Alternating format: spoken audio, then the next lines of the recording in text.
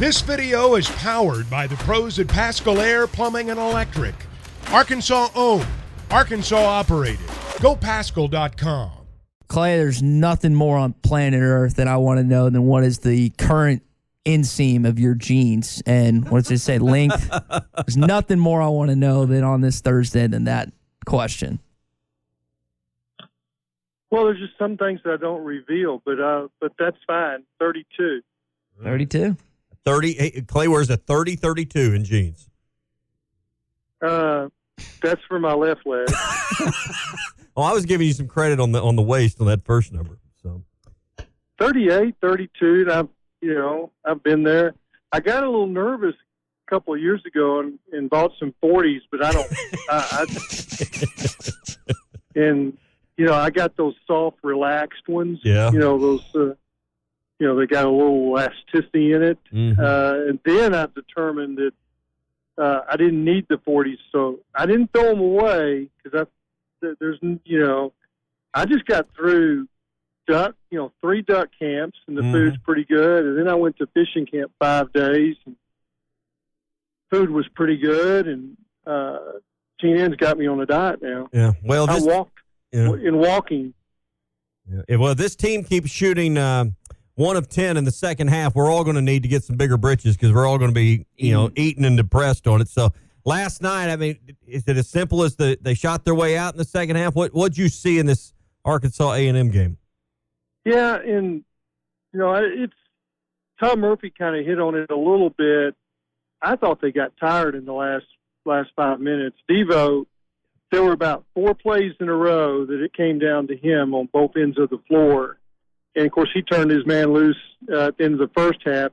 They gave up a 3 on the inbounds plays, and he got screened and looked like just didn't go through those screens very well. I didn't think they were great screens. He's just kind of, bouncing off guys in the lane when he could have kept up with that guy, I thought. But he was involved in a lot of the plays, turnovers, and situations at the end, and played 39 minutes. And I get it. He's an important piece, but I looked at minutes played, and that's what jumped out at me. And you think, well, you had Nick available. I know that the Aggies kind of jumped on him at the start of the second half. The game looked like it might get away from them, but then they got the lead. I think there was an opportunity to get Nick out there. He didn't play well the first go-round in the first half, and that probably impacted most of his decision. Yeah. Heard Tom Hart reference Hog stats. I don't have it right in front of me, but Arkansas was 39-0 when holding their opponent to 25 or fewer points in the first half. I believe I've got that worded right. So, I mean, when you think about all of that and really what happened in the first 8 or 10 minutes of the game where A&M had, 4 points in the first 7 or 8 minutes? They were stuck on 4. Yeah, I mean, they were stuck there for a while. That even takes a little more of makes it a little more painful in the gut punch when you consider you could have run away with it there a little bit. Yeah, Arkansas was stuck on 8. Yeah. And then stuck on 11. So it's not like they were doing a whole lot. Both teams played really good defense, and it took, some time to kind of figure out what was going on, what might work. But, you talked about the 3-point shooter or whatever, but, I mean, look at the free throw shooting. Devo missed 3 free throws in crunch time that were huge, one-on-one situations. Mm-hmm. And you got to step up on the road. Your leader's got to make free throws. And I'm not blaming him. The other guys all had plays. And, there were they just on some chances, left their big man alone on the defensive backboard in crunch time, got a couple of stick backs. So there's opportunities for them to win at crunch time. Maybe they just were giving out. Now, having said that, they weren't supposed to win this game, guys. You don't go on the road and beat the second place team in the league very often. It just doesn't happen. And these guys got a chance to win the league. That would be a stunner, but they're only 1 game back of Alabama. So I did not think they were going to win the game. I give them a lot of credit for how they played at Baylor and how they played at Texas A&M, and they weren't supposed to win this game. Almost were in position to do that, but they just ran out of gas at the end, in my estimation. Clay, you referenced Alabama. They go into Knoxville, lose their first conference game of the season. Tennessee just shut them down defensively. Now A&M, as you said, is just one game back. What did you make of the Alabama loss last night in Thompson-Boling Arena? As expected, they're the newly crowned number one. They were going to lose. First of all, Tennessee, as recently as a couple of weeks ago, they were in the top five. Mm-hmm. So there's not a whole lot of difference between Tennessee and Alabama. And Tennessee's got a great defensive club. Alabama was right there at the end. It was 4-point game, 58-54. Neither team, had any real answer for the other team's defense. I did not expect Alabama to go undefeated, and this would be a game that you started the season and you looked at the power of Tennessee and the power of Alabama, and you said, well, there's the one that they'll probably lose, and they did. I thought it was funny. Bruce, for whatever reason, Tommy doesn't believe in his Vols. I told him they were going to beat him in Neyland earlier last season. Typical fan. And then I was like, I think they're going to win this week. And they did that night. They did it defensively in basketball, offensively in football. But Clay, Bruce sent us a picture of him smoking a cigarello last night. I'm sure there was some smoke inside of Thompson-Boling Arena, just like there is in football after what they did in Neyland Stadium last year. You're talking about Bruce Stanton? Yes. Bruce, to the spoils go the victors. And I sent some text to some of my buddies that are Tennessee guys, including Phil Fulmer. They were excited after this game. I mean, how could you not be? You take down number one. There's a rivalry, probably more so in football than it is in basketball. Their rival in basketball is Kentucky, but rolling pretty good, and that's. They deserve the credit. So what do you make of the SEC standings right now? Bama's still top dog. A&M's chomping at the bit right behind them. Tennessee gets a big win, as does Kentucky.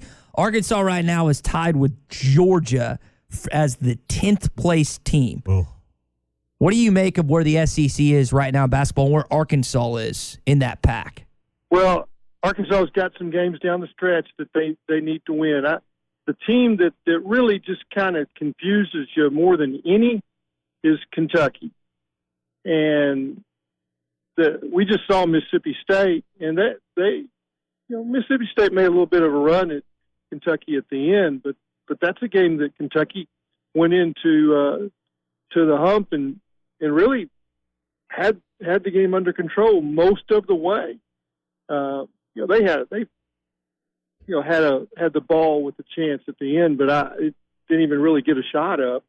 The Kentucky's, I thought they were going to just slump and just fall right out of the picture, but they're in the NCAA tournament picture. It's the stretch run is what's really important for Arkansas, Kentucky, and then it really got muddied last night when Florida lost their big man. They could have had something to say about what goes on at the NCAA tournament. I don't think without Castleton. He broke his hand, I guess, right? Right. Or maybe it's the left. I don't know if it's the right or the left, but yeah, he broke his hand. Yeah. I would think, Alabama will probably roll on through and win the championship, but Texas A&M they've got a lot of confidence, and they've got a lot of offensive weapons, guys that can get to the basket, and they can make enough threes, and they play really good defense. Great coaching. And then there's the other teams that just seems like they're up and down, that you can't really figure them. And from one game to the next, somebody steps up and is like, well, they're really good, but then they don't play with any consistency. Well, To me, a lot of other things have to happen, but to me, you got to be at least 9-9 to feel comfortable. And that means win 3 of your last 5. That means beat Florida. Means beat Georgia. Means beat Kentucky. And then if you I win, would agree with that, Tommy. I just can't see that if you're 8-10 in this league, and you say they're 10th this morning, if you finished outside the top 6 or 7 of the standings, you may have a net ranking of 25 or 6 or 7. But I don't think it may not be enough, Clay. I mean, I just can't see you getting in with a losing record unless there's extenuating circumstances with just the landscape and those teams that are kind of on the bubble with you. If you're below 500 and you're sitting there on Selection Sunday, I'd be really nervous. Yeah. I just would. But at 9-9, I feel okay because of who you play. 99 for Arkansas, 99 with victories over Oklahoma and Cincinnati, with the way those two teams are playing. I think that helps them. Those 2 games especially. Well, and I think San Diego State's 21 in the polls. I don't know what their net ranking is. Yep, yep. That didn't hurt. That's a neutral site game. And then the Oklahoma victory, they've really played well. That's a neutral site game. I think those 2 wins really help them if they're 9-9. Yeah. So, I mean, to me, you got to win 3 of your last 5. You just can't be the number 8 team in your standings and feel like you're there. This is really odd to say. They need to pull for Kentucky all the way to the end so that win at Rupp is meaningful. Now if you find a way to win one of those 2 road games at Bama or Tennessee, I don't even know what the losing record what that does, but that would be hard to gloss over for the committee. Even if you were 8-10 in the league, might have to win 2 games at the tournament or something at that point. But don't lose again at home. And that's not just said. You can't say that and know that it's going to happen. Got some tough home games left. Well, and you can't lose the Georgia game because of their RPI, which quad 3. Beginning the week, it was terrible. It was 123. I don't know where it's at this morning, but I mean, you just can't lose to somebody outside the top 100. You're probably out at that point. And you're preaching to the choir. I'm right there with you. The other game we forget about that's not, and you got an RPI this morning, or net ranking rather, this morning of 21, but that Louisville game way back when over in Maui, I mean, Louisville's won like 3 games this year. That's still a game that's, I don't think it's going to be the difference in getting the tournament or not, but it's something that's certainly not good on your resume. Just the mere fact of playing them. I got you. So you're about to inherit some genes that have been in some places that just are not good. Yeah. We know those genes have been in situations that you don't really want to think about. So we need to call the guys at Bet Saracen and see what the odds are that you ever wear these jeans. I'm not going to give them to him. He's not going to. Well, you have to swear that you're going to wear these. I'm going to wear these jeans. I mean, you may give them to him, and he thinks it's good intentions. But when push comes to shove, and it's like, and his wife, Laura, says, "You're not wearing those jeans. I know where they've been. I can only imagine where those jeans have been." He's not going to put them on. Laura thinks I'm a sweetheart. I'm a good kid off these airwaves. Are they complete, or do they are they got holes punched in the knee? Nah, I wouldn't give those to Tommy. He wouldn't wear them. There's a tan pair of jeans and dark pair of jeans. The ones that have holes in them, those are the expensive ones, right? Yeah, which is stupid. Yeah. I don't understand my generation or the generation behind me why they do that. Thank you, Ty. I just bought this $200 pair of jeans, and there's just these 2 gaping holes where the knees are at. And you're just like... Ty's like this team on the road. He can't close. I'm not worried about anything nefarious with these jeans, Clay. Yeah, I'm not at all.